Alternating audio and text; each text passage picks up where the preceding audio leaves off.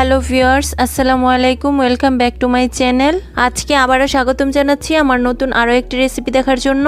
আজকে তৈরি করে দেখাবো মাত্র 1 কাপ সুজি দিয়ে স্পঞ্জ কেক রেসিপি। কিভাবে ডিম, তেল, আটা ছাড়াই নরম তুলতুলে স্পঞ্জ কেক তৈরি করা যায় সেই রেসিপিটি আজকে শেয়ার করব।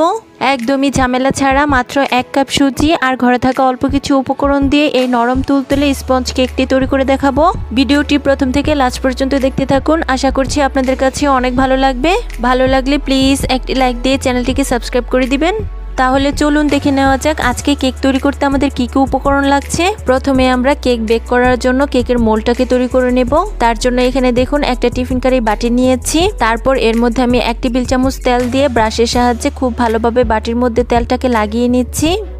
তারপর এই বাটির মধ্যে একটা পেপার নিয়ে নিচ্ছি আর এই পেপারটাকে আমি আগেই বাটির মাপ করে গোল করে কেটে নিয়েছি। আমি এখানে লেখালেখির কাগজটা নিয়েছি, আপনারা চাইলে কিন্তু বেকিং পেপারটাও নিয়ে নিতে পারেন। পেপারটা বাটির মধ্যে খুব ভালোভাবে লাগানো হয়ে গেলে এর মধ্যে আমি আবারও 1 টেবিল চামচ তেল খুব ভালোভাবে ব্রাশ করে নিচ্ছি।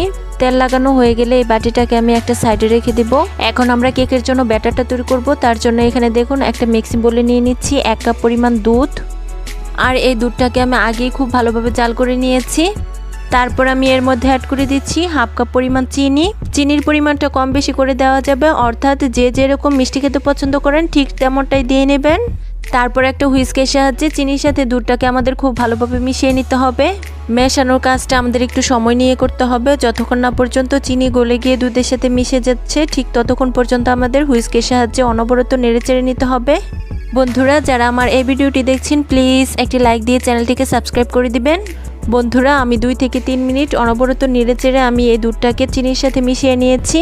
এখন আমি এখানে অ্যাড করে দিচ্ছি 1 কাপ পরিমাণ সুজি। আমি এখানে বাজারে যে কিনতে ফ্রেশ সুজিটা পাওয়া যায় সেই সুজিটাই কিন্তু অ্যাড করেছি। তারপর অ্যাড করে দিচ্ছি 1 টেবিল চামচ গুঁড়া দুধ। আপনারা চাইলে গুঁড়া দুধটা স্কিপ করতে পারেন, তবে গুঁড়া দুধ দিলে কেকটা খেতে অনেক বেশি টেস্টি হবে। তারপর আমি এখানে অ্যাড করে দিচ্ছি 1/2 কাপ পরিমাণ ময়দা। এখন আবারও একটু হুইস্কের সাহায্যে এই সব কিছু উপকরণ খুব ভালোভাবে মিশিয়ে একটা ব্যাটার তৈরি করে নিতে হবে। আর এই ব্যাটারটা কিন্তু খুব বেশি পাতলা আবার খুব বেশি ঘন হবে না, মিডিয়াম পুরুত্বের একটা ব্যাটার তৈরি করে নিতে হবে। বন্ধুরা, অনেকেই আছেন ঠিকমতো কেক তৈরি করতে পারেন না, আবার তৈরি করতে পারলেও ঠিকমতো ফুলে না। তাই বলবো আমার আজকের রেসিপিটি A to Z ফলো করুন। আশা করছি আপনিও পারবেন ডিম, তেল ছাড়াই নরম তুলতুলে স্পঞ্জ কেক তৈরি করতে। বন্ধুরা, আবারও বলছি, যারা আমার এই ভিডিওটি দেখছেন প্লিজ চ্যানেলটিকে সাবস্ক্রাইব করে দিবেন। আর যারা পেজ থেকে দেখছেন একটি লাইক দিয়ে দিবেন। আর আমার অনেক বন্ধুরাই আছেন যারা ভিডিও দেখেন কিন্তু লাইক দিতে ভুলে যান, প্লিজ একটি লাইক দিয়ে দিবেন।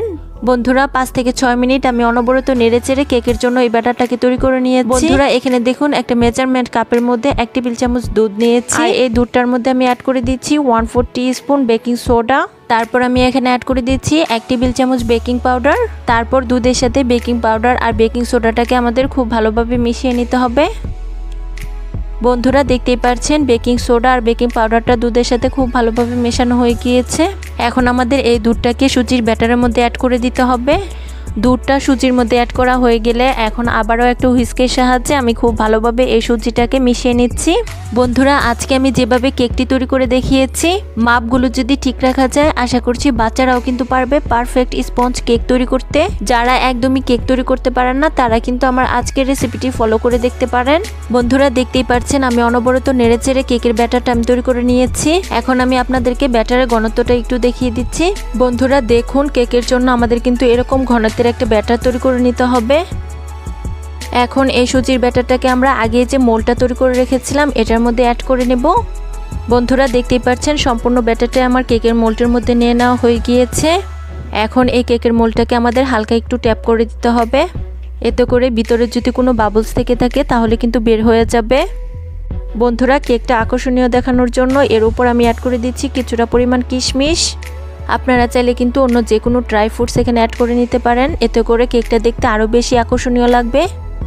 এখন আমরা কেকটাকে বেক করতে চলে যাব। তার জন্য এখানে দেখুন চুলায় একটা প্যান বসিয়ে এর মধ্যে একটা স্ট্যান্ডার বসিয়ে দিয়েছি আর এটাকে ডেকে 10 মিনিটের জন্য ফ্রি হিট করে নিচ্ছি।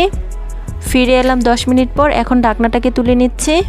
এখন আমি এটার মধ্যে কেকের মোলটাকে বসিয়ে দিচ্ছি।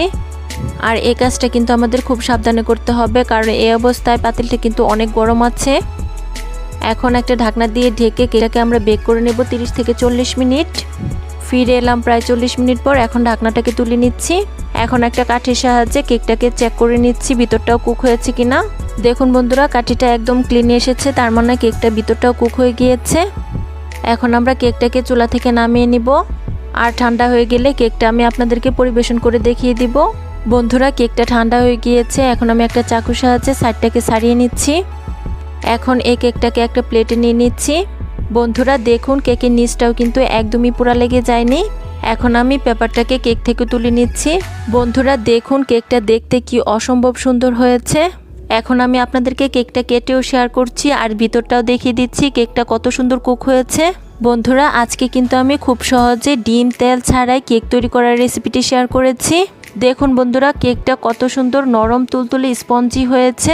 আশা করছি আমার আজকের কেক রেসিপি আপনাদের কাছে অনেক ভালো লেগেছে।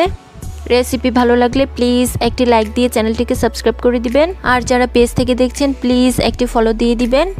সবাই অনেক বেশি ভালো থাকবেন, দেখা হবে অন্য কোনো ভিডিওতে। ধন্যবাদ সবাইকে, আল্লাহ হাফিজ।